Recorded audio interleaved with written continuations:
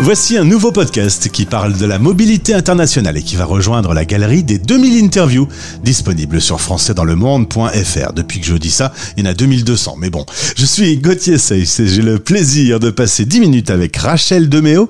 C'est notre fil rouge Californie, France. 10 minutes. Le podcast des Français dans le monde. françaisdanslemonde.fr. Hello Rachel, bonjour, content de te retrouver. Hi, bonjour. Tu dis encore parfois bonjour en anglais quand tu croises des gens dans la rue ? Non, ça va, mais c'est vrai que des fois tu sais pas quoi dire ou tu sais même pas si tu dois dire bonjour dépendant de la tête qu'ils ont. Alors on rappelle à nos auditeurs que nous faisons ensemble un fil rouge. Tu as vécu 20 ans en Californie. Depuis 4 mois, c'est le retour en France, pas loin de Montpellier. D'ailleurs, j'ai vu sur tes réseaux sociaux que tu profitais des premiers rayons de soleil avec un beau plateau de fromage et une belle bouteille de vin. C'est le genre de choses que tu faisais en Californie ?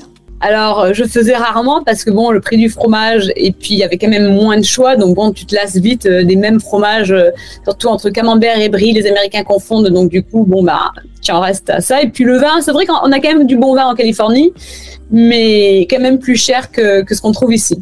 Alors on a déjà dans plusieurs podcasts évoqué des sujets, les enfants à l'école, le retour déjà simplement en France, qui a pu être parfois un petit peu rock'n'roll. On va parler, si tu veux bien aujourd'hui, des trucs qui t'énervent un peu, parce que comme les points ont été plutôt en faveur de la France, il faut savoir aussi regarder là où ça va un peu moins bien. Le dernier podcast parlait d'argent, là c'est clair, il n'y a pas photo, tout est beaucoup plus cher aux États-Unis, on gagne mieux sa vie, mais tout est beaucoup plus cher. Dans les points négatifs, tu constates un peu au quotidien des petites choses en France, alors notamment les grèves, on peut en parler tout de suite. Ça n'existe pas la grève en Amérique ? Il y en a beaucoup moins, donc c'est vrai que ça fait 4 mois que je suis là, il y a certaines choses qui me déplaisent. Il n'y a aucun pays ou aucun endroit dans le monde qui est parfait, donc il y aura toujours des trucs, on peut toujours comparer, surtout à l'endroit où on a habité. Et forcément, quand on compare, c'est souvent dans le négatif par rapport au positif. Donc c'est vrai que aux États-Unis, on n'a pas souvent de grève. Et moi, je constate, par exemple, avec l'école des enfants, des fois, ils ont des grèves, mais on ne sait même pas pourquoi. Et du coup, les parents sont un peu, dans une situation où ils se disent, si je travaille, heureusement, moi, je suis principalement en télétravail, donc je peux quand même gérer, mais les parents qui sont pas, c'est compliqué d'avoir un mail la veille et de se dire, mes enfants, ils vont pas avoir de cours, quoi. Parlons commerce et resto. Alors là, il y a une petite différence. Aux États-Unis, on peut manger quand on veut. On peut faire ses courses même au milieu de la nuit si on veut. Il y a une tendance de service client au maximum. Là, parfois, tu constates que l'endroit où tu vas manger est fermé. Tu sais pas pourquoi. Oui, notamment dans des petits villages, des fois, tu te dis, t'es habitué à te dire, ok, la crêperie, elle ferme le lundi ou tel et tel resto ferme le mardi, bref. Et puis des fois, tu passes à côté ou tu veux t'arrêter manger parce que tu te dis, oui, j'ai quand même bien noté les jours où ils sont fermés et en fait, ils sont fermés un jeudi ou un jour férié comme on avait pu en parler, mais peut-être des fois, c'est même pas des jours où ils devraient être fermés et tu sais pas pourquoi. D'ailleurs, on dit souvent le client est roi. C'est très vrai aux États-Unis. Vraiment, c'est priorité au client. Oui, priorité aux clients et en fait, il y a plusieurs facteurs, je pense, liés à ça. Une chose très importante, c'est qu'en fait, aux États-Unis et je dirais encore plus en Californie, on peut facilement être licencié. Donc, du jour au lendemain, tu peux te faire virer sans explication. Ils n'ont même pas besoin de t'expliquer. Ça peut être un mardi, ça peut être un vendredi. Ils peuvent avoir décidé que tout simplement ils n'avaient plus besoin de toi, mais ils vont pas te le dire. Et du coup, tu peux te faire licencier. Alors du coup, les Américains, ils sont toujours ils doivent être au taquet avec leur travail parce qu'ils se disent, je pourrais vite être remplacé. Alors qu'il n'y a pas. Ici, je pense que ça fonctionne pas de la même façon, quoi. Par exemple, moi, je vais prendre cet exemple tout con. Tu vas parfois chercher un menu à McDo en drive et t'es face à quelqu'un qui est vraiment qui fait la gueule, qui est pas spécialement poli, etc. Ça existe aux États-Unis? Ça peut exister, mais c'est plus rare. Et donc, ils vont être un peu plus focus parce que ils s'en foutent un peu, peut-être du client qu'ils ont en face d'eux, mais je pense qu'ils flippent un peu à l'idée de se dire, je pourrais perdre mon travail, donc je vais essayer de sourire parce que je pourrais me faire licencier si je suis pas comme ça, parce qu'ils vont se plaindre au manager et direct le manager va dire, oui, on a une vidéo de toi et puis non, t'étais désagréable, ciao. C'est même pas, des fois c'est même pas un avertissement, quoi. C'est On n'a pas parlé de la technologie qui rentre de plus en plus dans nos vies. Alors voilà, on paye avec son téléphone, etc. On a pas mal d'outils aujourd'hui. C'était comment aux États-Unis? Est-ce qu'il y avait une avance technologique? Alors sur certains points oui et d'autres points non, et c'est ça qui est un peu rigolo. Par exemple, comme vous savez, je suis directrice de Flamme San Diego, une école de français. On propose des cours virtuels aussi bien qu'en présentiel à San Diego et ailleurs. Et nous, par exemple, on a une fiche d'inscription en ligne. C'est assez simple à compléter. C'est un formulaire par famille qui peuvent rajouter différents élèves, différents enfants. Donc ça c'est simple. Et ici, pour l'école des enfants, non, tout est par papier. Et puis bon, tu fais une erreur, c'est Tipex. Donc un peu à l'ancienne où tu te dis, ils ont pas évolué. Mais sur d'autres trucs, les Français ont quand même plus d'avance sur certaines choses en technologie, notamment les téléphones, quoi. Donc c'est rigolo de constater que peut-être les priorités, peut-être que c'est ça, je sais pas trop. Mais oui. En tout cas, on va parler de ton mari, si tu veux bien, qui est lui américain et qui vit donc depuis 4 mois vraiment réellement en France. Lui aussi fait ce petit jeu de comparatif ? Un petit peu, mais bon, ouais, moins que moi. Je pense que moi, je me réhabitue à, par exemple, attendre plus longtemps dans la file d'attente parce que la pharmacienne était en train de répondre à des mails ou faire quelque chose sur son ordinateur, alors que bon, il y a une nouvelle cliente qui approche quand même son guichet, qu'elle aurait pu faire ce qu'elle faisait, mettre ça de côté pour peut-être servir la cliente ou le client. Et puis bon, donc moi je me dis ah oui c'est vrai. Et puis lui il est plus du mode ah ok. Mais bon. Résultat, lui aujourd'hui il trouve que vivre en France c'est quand même plutôt agréable.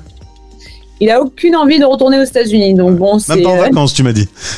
Voilà, même pas en vacances. Il me dit mais qu'est-ce qu'on va faire là-bas ? On était là-bas pendant une vingtaine d'années, lui même plus longtemps, donc bon. Et du coup, même question pour les enfants aujourd'hui. Je suppose qu'ils doivent un peu parler de leurs amis là-bas parce que c'est tout frais encore pour eux. Est-ce qu'ils ont déjà des nouveaux amis en France ? Est-ce que cette arrivée pour eux, ça s'est bien passé et qu'aujourd'hui ils dégustent le fait de vivre français ?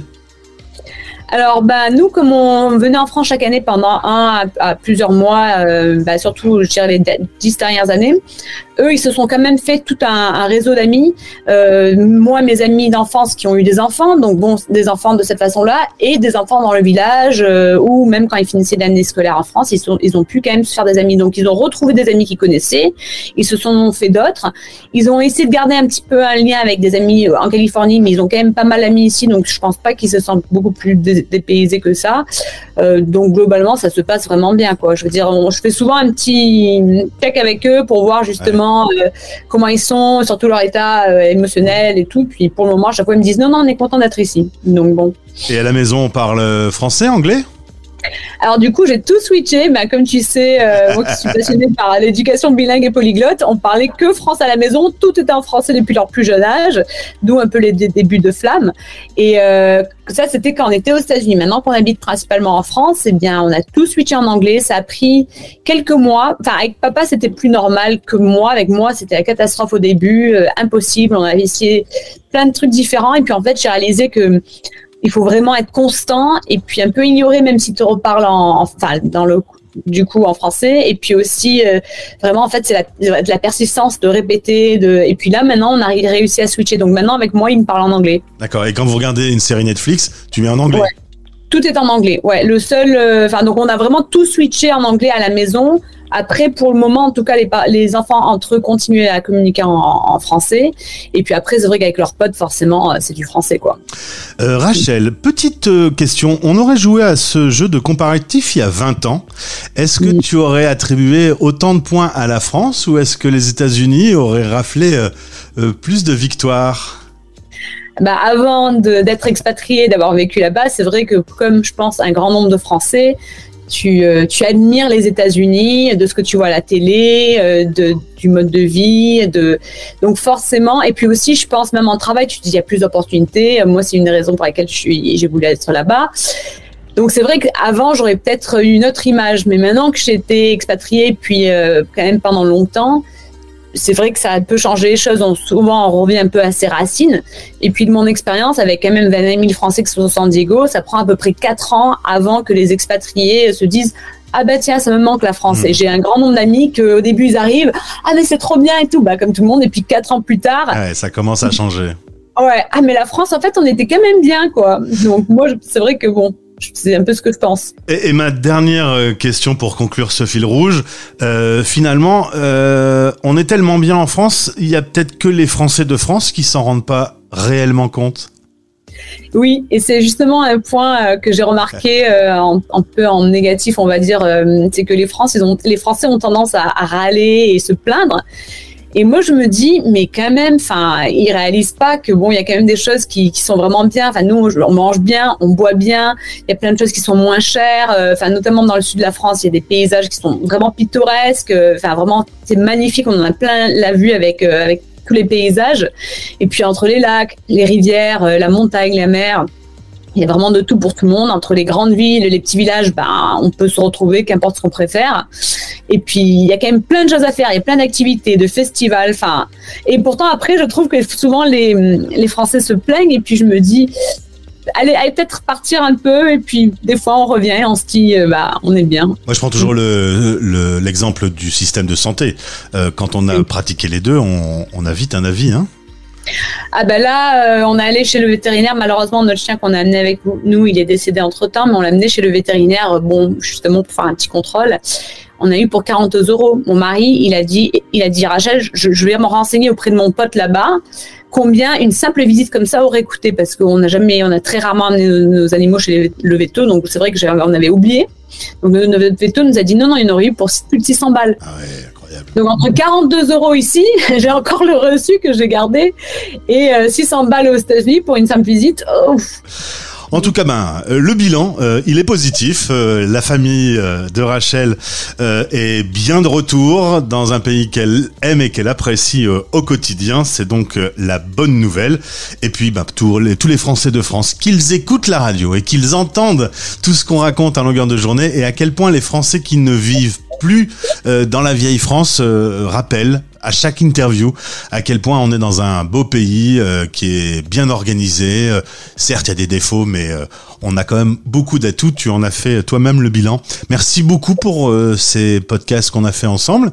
Et puis de toute façon, on se retrouvera parce que l'interculturel, Flamme et tout ça fera qu'on se retrouvera. Absolument. Au plaisir et merci. Français dans le monde. Français dans